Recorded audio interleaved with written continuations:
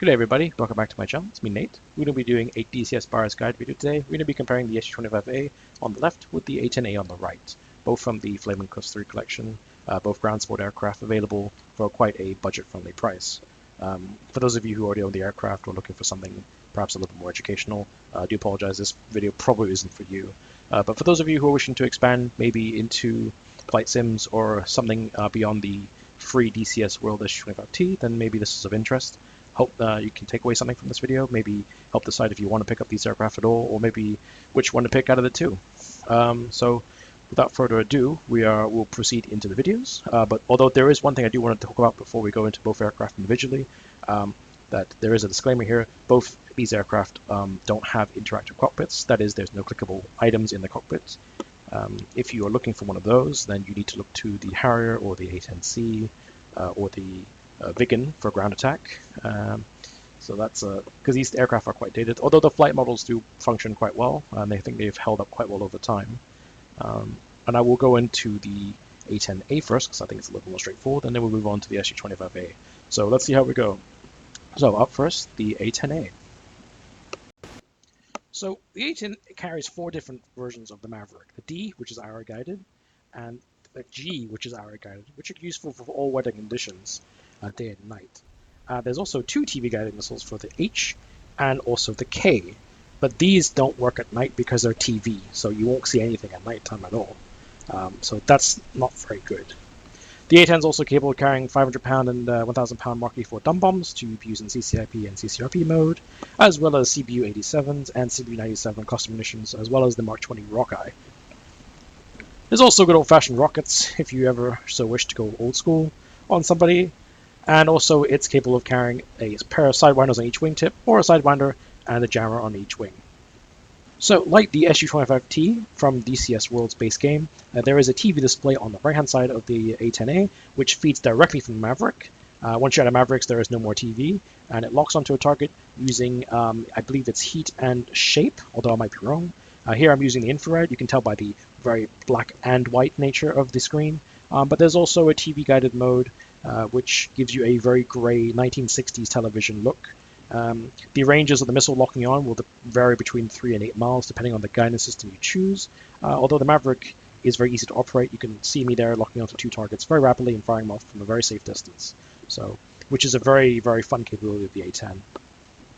So, to summarize, the A10A is a ground attack aircraft which is capable of releasing dumb bombs, dumb cluster munitions, rockets with various warheads, either HE or phosphorus or smoke or training rounds, or I think it might have anti-armor warheads as well, like armor penetrating warheads on the rockets. It also has Mavericks for something a bit more standoffish, and of course it does have its very famous gun, GU-8 Avenger gun. The aircraft's also pretty sturdy, so it's not a bad plane to get stuck in with into DCS, or if you want to do some ground attack, very hands-on ground attack, this is it. But if you want something that's got a bit more features, it's not as good as the A10C. It's lacking in quite a few features. It doesn't have the self-defense stuff, and it doesn't have smart bombs, it doesn't carry any laser-guided bombs, and of course it doesn't have the same self-defense avionics, like automatic flare-shaft launchers, as well as not as good as an RWR as the A10C, although as a first aircraft, this is, I think, quite a good one. Again, the different kind of weapons will let you practice different types of weapons delivery, between dropping the bombs visually to doing gun and rocket attack runs, as well as Mavericks, launching Mavericks from a standoff distance. So that's the A10A in a nutshell.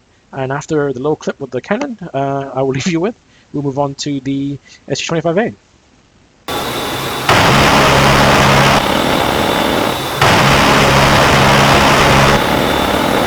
So the A10's cannon sound has probably sold a few people onto the A10.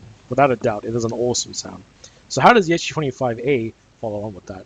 Well, I promise you the SU25A does have a few tricks up its sleeve. It's got some very unique weapons and some very fancy tools at its disposal, which the A10A kind of lacks. So let's go into it one by one. Dumb bombs first. The SU25A carries 100, 250, and 500 kilo bombs. The 100 kilo bomb can be mounted multiple per rack, which can lead to some interesting copper bombing techniques, although not very efficient. And there's also a concrete defeating warhead on the 500 kilo as an optional available, although I don't know if it's actually modeled in the game. And with cluster bomb units, there is an option of the RBK250 and the RBK500, seen here on the inner pylons. And these drop 150 and 270 bombs respectively for light anti-armor and high explosive duties. And on the far left, there's also a illumination bomb, I believe this one is.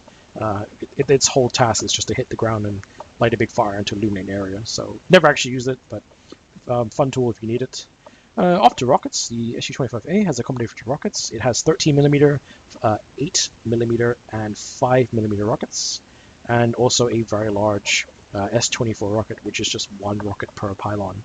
The 13mm is useful for anti-armor duties and anti-light armor duties, if you can hit, but these are not particularly accurate.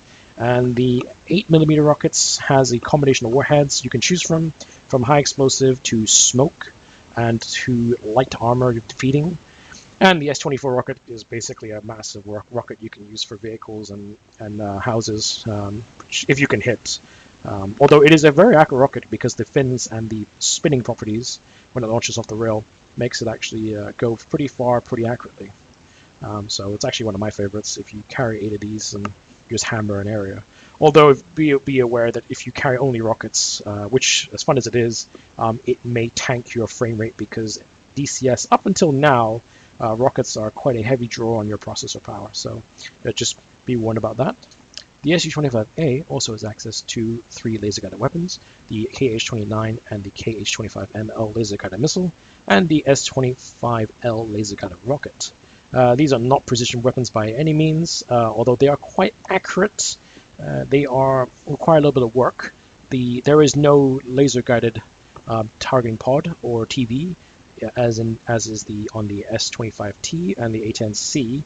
These weapons need to be guided by laser that is controlled on the HUD, which means that while accurate, it is very difficult to be precise and certainly harder to hit a moving target. I have a little clip to show you here on how these work, and let's have a look.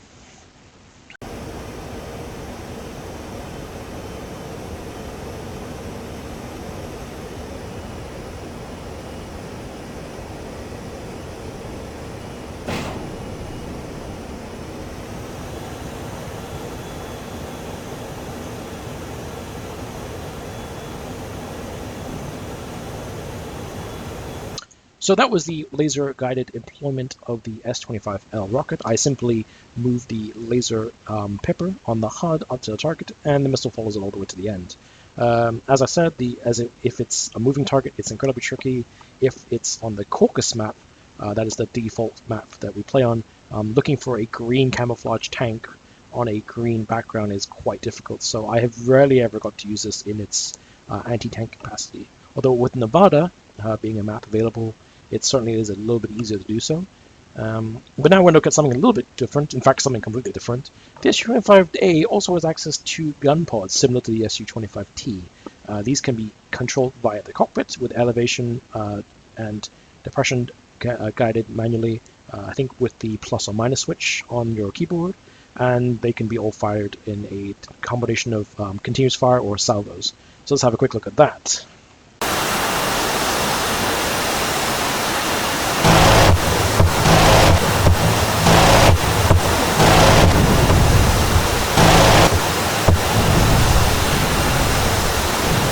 The last weapon to show you is the KGMU2 bomblet dispensing unit. This drops tiny little bomblets out of a dispensing unit over a large area continuously, and it is able to saturate a whole area with explosive bombs. I'll let the video show you what I mean.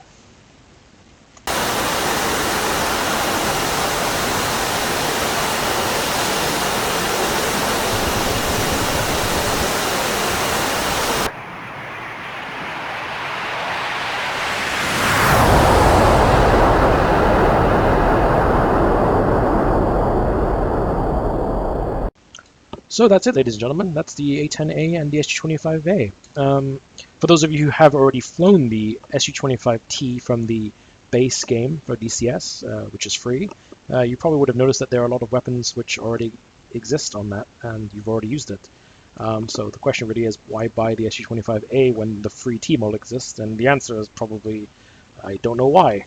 The A model has been largely made redundant, given the T model has everything and a little bit more, because it has a TV pod available in the aircraft, as well as a extra weapons, some like the KH-25C missile for anti air defense duties. But if you liked flying old-fashioned aircraft and looking for a bit of a collector's item, I suppose, there's the A model. I enjoy it. I quite like it actually over the T model. Very hands-on aircraft, no fancy tools, just rockets and bombs. Very enjoyable. And of course, if you occasionally get the laser weapon off, it's not bad either. The A10A, very capable aircraft with a combination of weapons, very good standoff weapon with the Maverick. And of course, the cockpit layout is quite good because you do have a decent HUD display with CCIP mode, as well as a proper HUD information, as all that, whereas the SU25A does not. But whichever you prefer, obviously, it's your choice. Everyone has different preferences. And I think that's it for me for 2017. I don't think I'll make another video until I get back after the New Year's. So I hope everyone has a good New Year's and a good winter holiday. All right, guys, this is me, Nate, signing off.